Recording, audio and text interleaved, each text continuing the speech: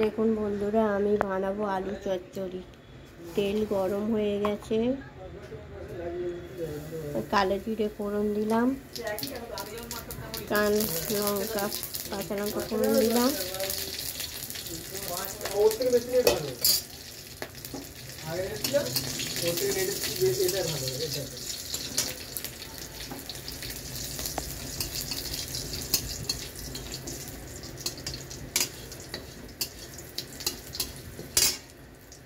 আগে থেকে ভেজে রাখা আলু দিয়ে দিলাম,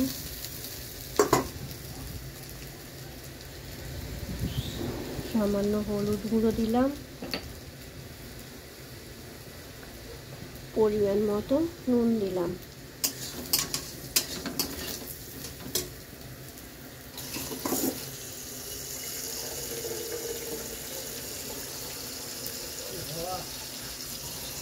পরিমাণ মতো জল দিয়ে দিলাম।